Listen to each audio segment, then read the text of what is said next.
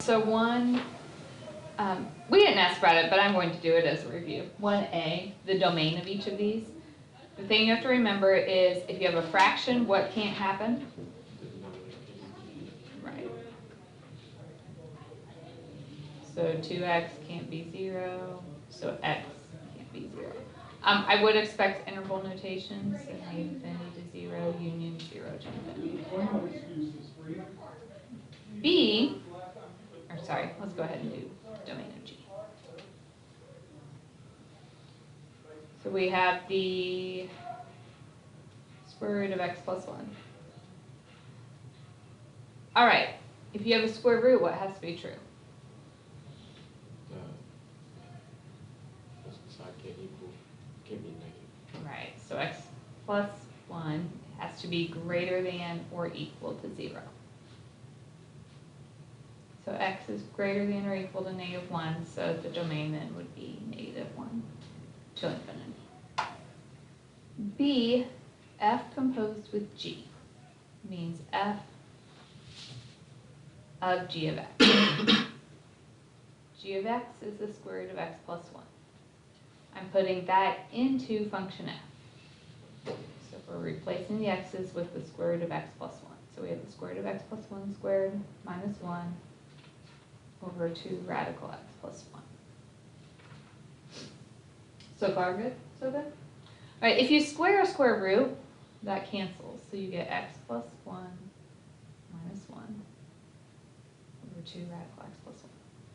So plus 1 minus 1 cancels. Final thing, it's poor notation to leave a radical on the denominator. So you have to multiply by the radical x plus 1 on top and bottom. So we get x radical x plus 1 over 2 times x plus 1, or you could write it as 2x plus 2.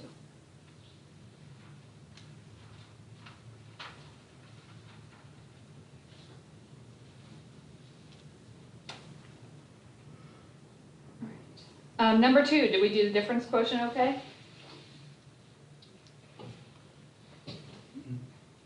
Number 3, laws of exponents, we are okay with that. Let's look at number 4. So the key here, if you look at part A, it says express cost as a function of the number of toasters produced. So that means if the cost is the function, the cost is the y, then the number of toasters has to be the x. So if we look back up to the problem, it costs $9,000 to produce 1,000 toaster ovens. So what would that ordered pair be?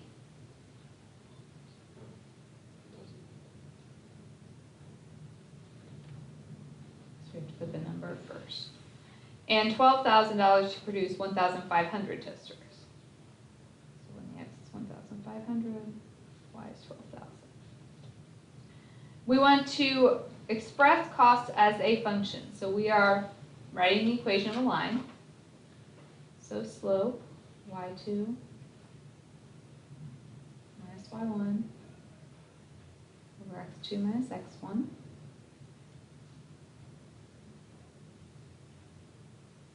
So 3,000 over 500, we get 6. All right, from here, we have to find our b. So plug into y equals mx plus b. I'll just use the first one.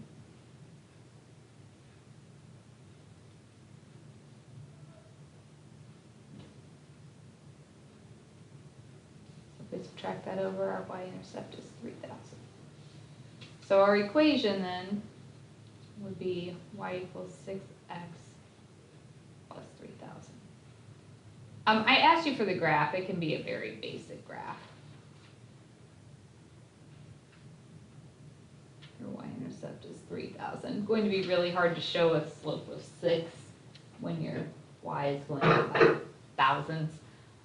But you should just have like a line that's increasing from there. So very rough graph.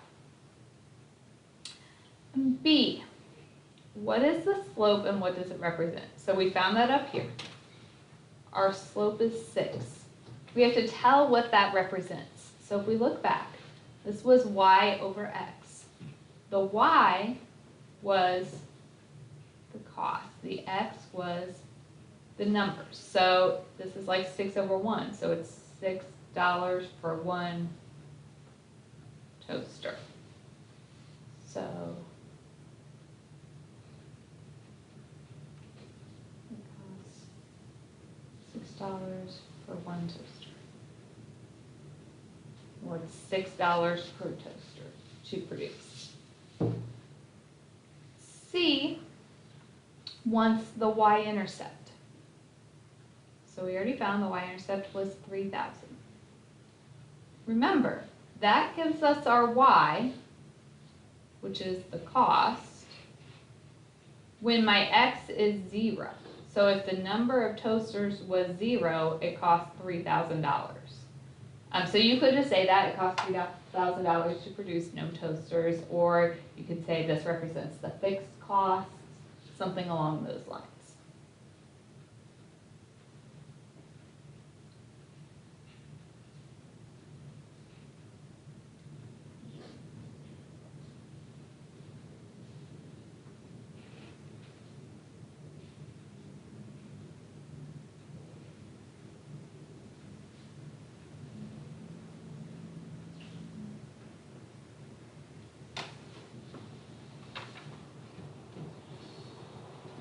All right. So, okay. Did you guys get number 5? I would give you the volume of a sphere. So you know your radius is then just 3p, and plug that into your formula. And we talked about number 6 on Friday, the E naught or ether. All right, let's look at a few things from chapter 2, so we can do more later. 7e, so we have the limit. So that's the picture here.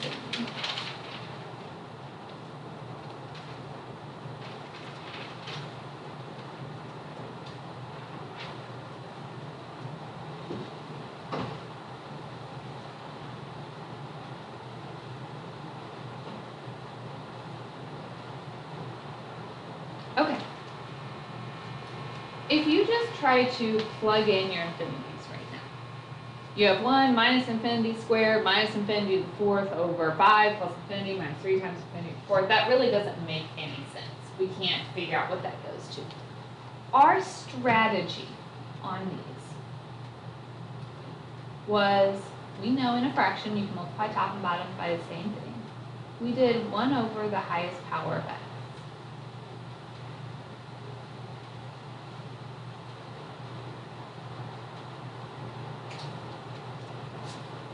So that gives us 1 over x squared minus 2 over x squared minus 1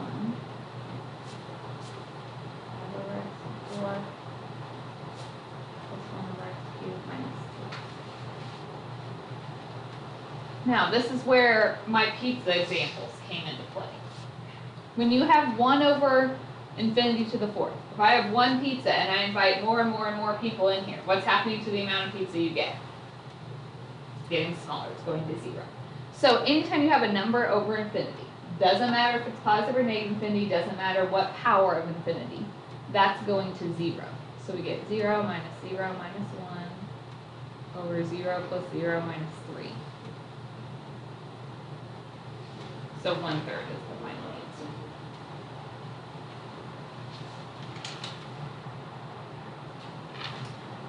On these limit problems, when we were first doing limits, we did them by tables.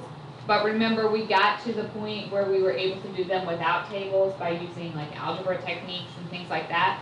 So make sure you're trying to do it that way. So like on A, you always check first to see if you can just plug it into the bottom. Okay? If you can't, if you're getting 0 on the bottom, that's when you have to try our other techniques like factoring and reducing, multiplying by a conjugate, something like that. All right, let's look at F.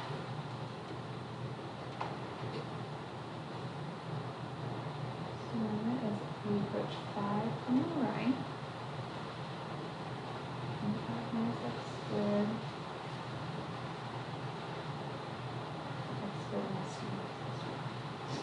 All right, can I just plug 5 in right now? No. Why? Denominator turns into 0. So instead, we're going to factor and hope that our problem cancels out. 25 minus x, difference is squares. So 5 plus x, 5 minus x. Bottom, that would factor into x minus 5 and x minus 5. 5 minus x and x minus 5 are almost the same except for the negative. So what you could do is take out a negative 1. So then negative 5 plus x is the same as x minus 5.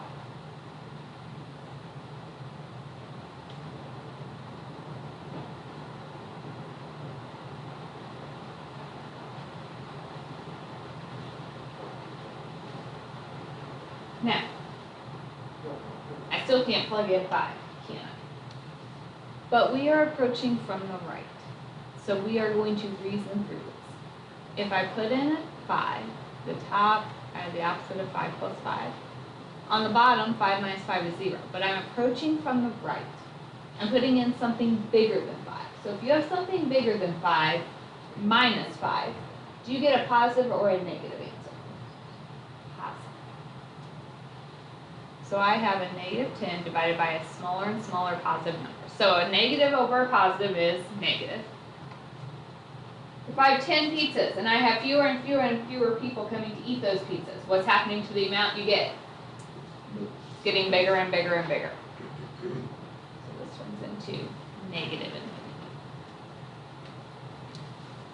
So we had to use some reasoning on that one.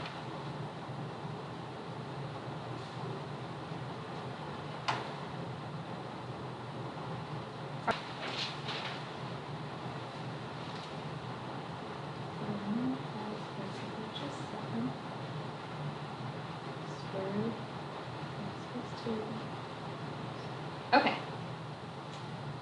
So I can't just plug in 7 because I get 0 on the bottom. What was our strategy when we had problems involving radicals? So,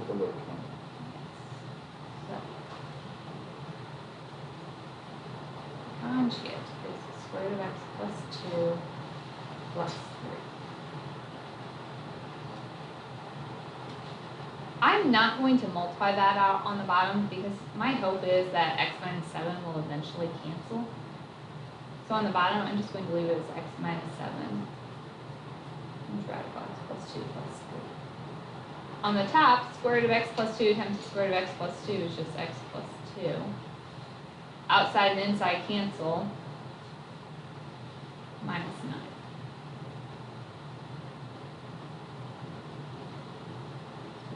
Minus 7, x minus 7 times the square root of x plus 2.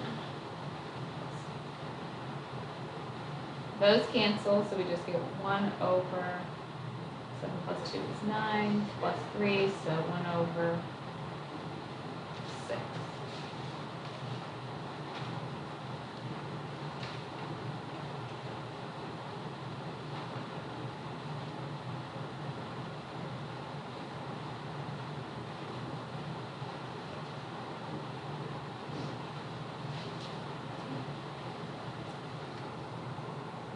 All right, any other limits problems? A, B, or D?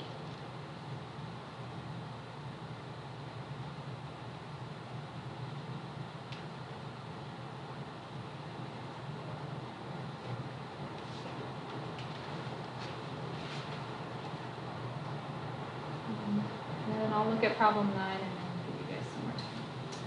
Intermediate value theorem. We are trying to prove x with it plus x equals 1 has a solution. Intermediate value theorem, we usually have our proving things equal 0. So we could rewrite this as x with it plus x minus 1. A lot of times you're given a specific interval to do. I didn't give you one here. But if you remember, it tells us if your function is continuous, that means there's no breaks in that graph. Is x to the fifth plus x minus 1 continuous? Yes. So you do have to state that. You can just say it's a polynomial, because we know all polynomials are continuous.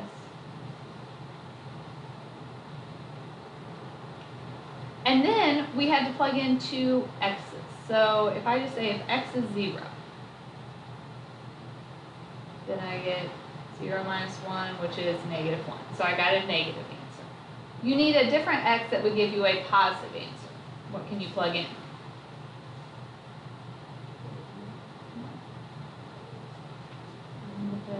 Plus 1 minus 1 is just 1. So if you think about what that means, 0, negative 1 was a point on the graph.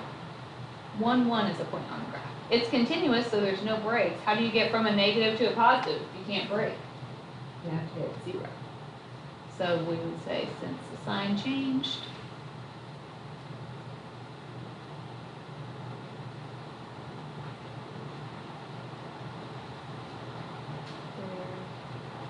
there is a solution.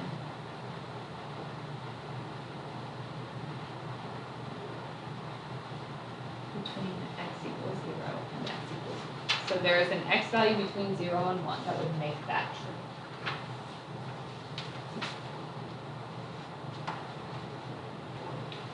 All right, I want to know where this function is continuous.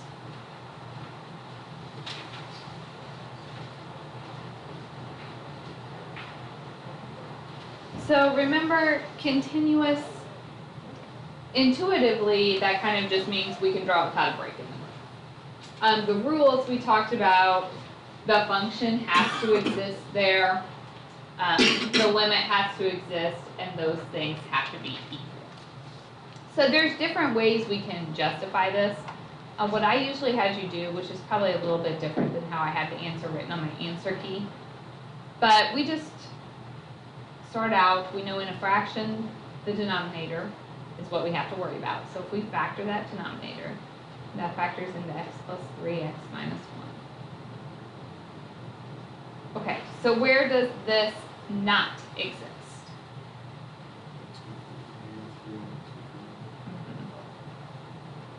So if we're thinking about domain, x can't be negative 3 or 1.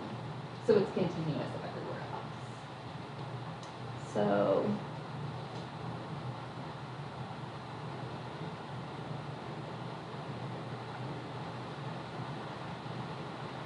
once you did the interval, it's everything smaller than negative 3, between negative 3 and 1, and bigger than 1.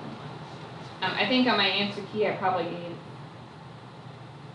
a little more information there, but all you really have to look at is the domain. So if it's a fraction, you know the bottom can't be 0. Those are the points where the function is not continuous. If I asked you to classify them, we would have to factor the top 2. What happens with the x minus 1s?